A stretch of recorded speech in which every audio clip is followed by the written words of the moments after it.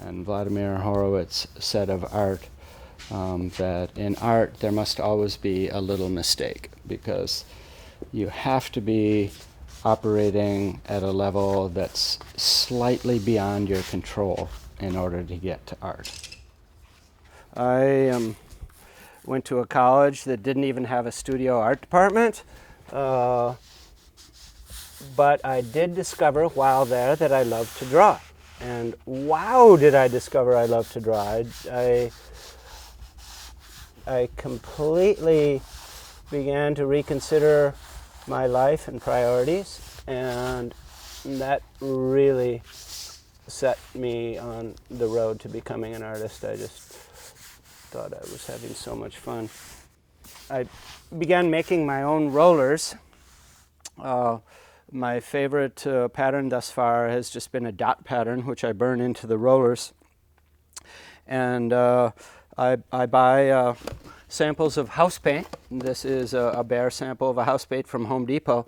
It's $2.97 as opposed to about $15 at an art store for about the same amount of paint. So you're really getting an incredible value. I consider that it takes a minimum of 20 works, but sometimes hundreds of works to explore an idea. And so far with these roll-ons, I've probably done a couple hundred in the past few months, which makes me feel good. I love being productive. In a way, these are paintings, but in a way they're drawings, because they have to be extremely delicate to the moment. You can't really go over it a lot. The whole trick with working with the rollers is to have a sensitive touch, so that you get a lot of pigment where you want light to appear, and very little pigment where you want shadow to appear. I'm temporarily fascinated by extremely simple geometric patterns that define space. You can actually see patterns like this, grid patterns like this, if you blink your eyes really fast, look at the sun and blink, or if you press your eyes really hard, you will begin to see patterns like this. Look around you and we just see grids everywhere. And the reason is there are grids within the structure of our own apprehension of visual data, and they keep coming out at us. The grid itself is not really, well, that's very recognizable, but it's not really the image that pops out at us. We tend to look, into the images for humanity, and we find it here, and we find it mostly in the shadows. And as what we're seeing right here is that sometimes I create little traps for myself where I don't quite know how to complete things. I'm very interested in examining all different ways of image making and all different subject matters. I haven't seen an interesting landscape in ages, and I'd love to be, an author of interesting landscapes. This is kind of a figurative scene. I've explored some figures and some faces, and throughout art history, faces and figures have been the principal subject of art. I mean, art is about humanity. So, that inevitably will be my main focus, because that's just what I happen to love.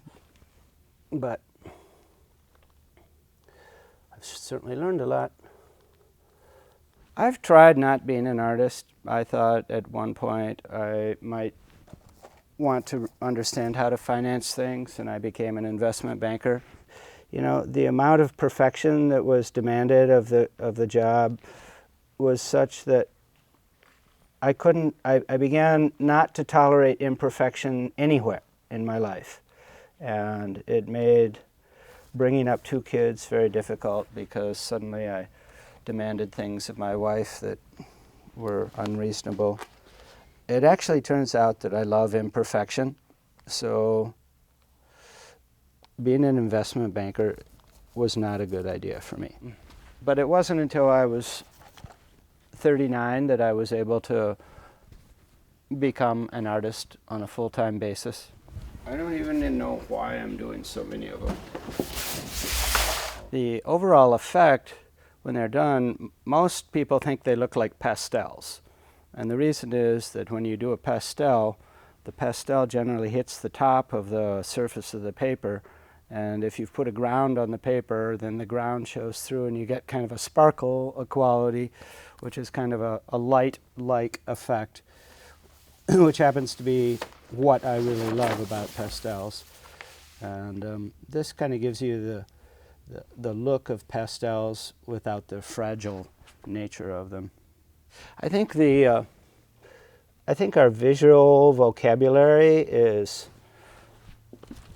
not as well developed as it should be or could be, and that if it were better developed, I just think people would have more fun and probably learn more and get more out of what they see. So I'm very much about doing things that help people develop their visual vocabulary.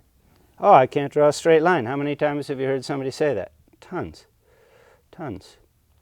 And I may not be able to draw a straight line either. But then again, I don't really try because that's not really what interests me. My grids are all wavy.